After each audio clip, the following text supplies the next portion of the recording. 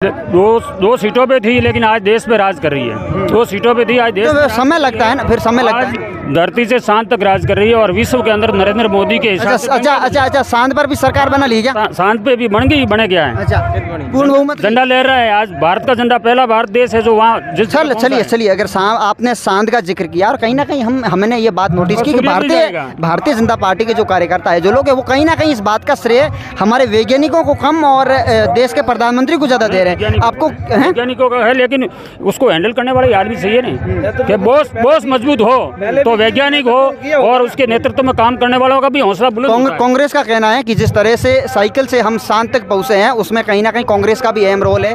जिस तरह से इसरो की जो स्थापना की थी वो कांग्रेस के राज में हुई थी, वो भी एक बड़ी बात थी उस दौर के अंदर भी। कांग्रेस ने आज दिन तक देश के अंदर देश को तोड़ने का काम किया है। कश्मीर के अंदर कोई जाना नहीं जाता था और झंडा फहराना कोई बस की बात नहीं थी, और हर जगह पत्थर फेंके जा रहे थे, गोलियां बरसाई जा रही थी। हिंदुओं के साथ कितना अत्याचार हुआ, आज वहाँ देख लो। कोई भी बच्चा जाके वहाँ झंडा फहरा सकता है कश्मीर के अंदर।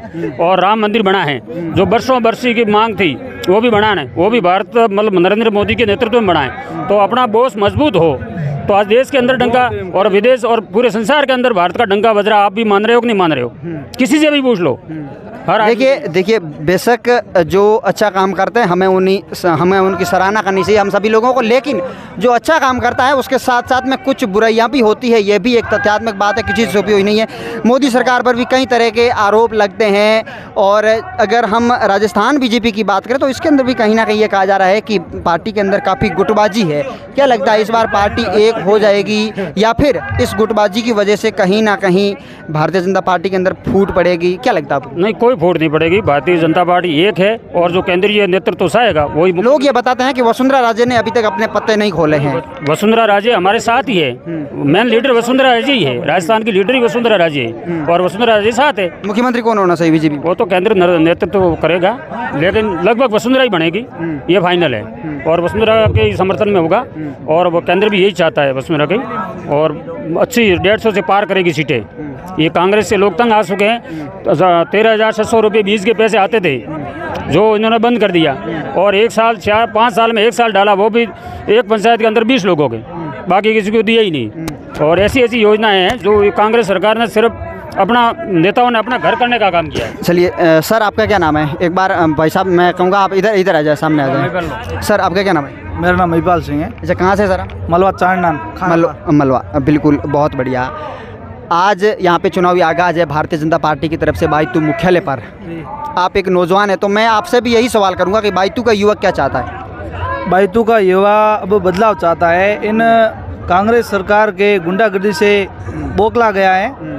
अब जनता एक ही चाहती है, जो 25-30 साल से जो संघर्ष कर रहा है, बुजुर्ग व्यक्ति है और बहुत ही नेक व्यक्ति है, बालाराम मूंड के साथ तन मन धन से बोलो बालाराम मूंड जी।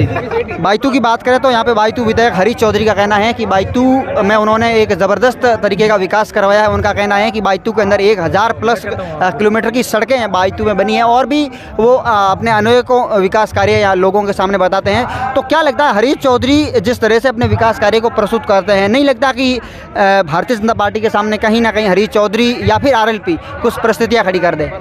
देखो, हरीश चौधरी खाली रोड बनाने से, सड़कें बनाने से विकास नहीं होता है। और नहीं, बायतू मुख्यालय पर भी 100 बेड का हॉस्पिटल है। नहीं, एक हॉस्पिटल और सड़कें से खाली मतलब जनता का काम नहीं हुआ है। धरातल पर जाके वास्तव में प्रत्येक आदमी की अगर किसी बात अगर हरीश चौधरी ने रखी हो तो बात रहती। बाकी एक सड़क बनने से कुछ होने वाला नहीं है। बाकी आप घोषणा करने से नहीं। आपने सड़क देखी होगी, एक दिन पहले बनी और दूसरे दिन सड़क टूट गई है। क्या विकास हुआ है? वो तो खुद अपनी जेब से और कुर्सी बचाने में लगे हुए हैं। मतलब आप कहीं ना कहीं काम की गुणवत्ता पर सवाल खड़ा कर रहे हैं। जी, वो सब ये जनता खड़ी है, आप किसी से पूछ लो ना। उसके बाद धरातल पर बाकी जो सोशल मीडिया पर, और अब आप देख रहे हो जगह जगह उद्घाटन कराने 1 महीने में नहीं, 1 महीने में जो उद्घाटन से विकास नहीं होता है। उद्घाटन अगर करवाना ही तो आप 5 साल कहाँ गए थे, अब आप उद्घाटन कर रहे हो। बाकी ये पूछी जनता, किसी को पूछ लो आप। चलिए, बहुत बहुत धन्यवाद आप सभी का हमसे बात करने के लिए। तो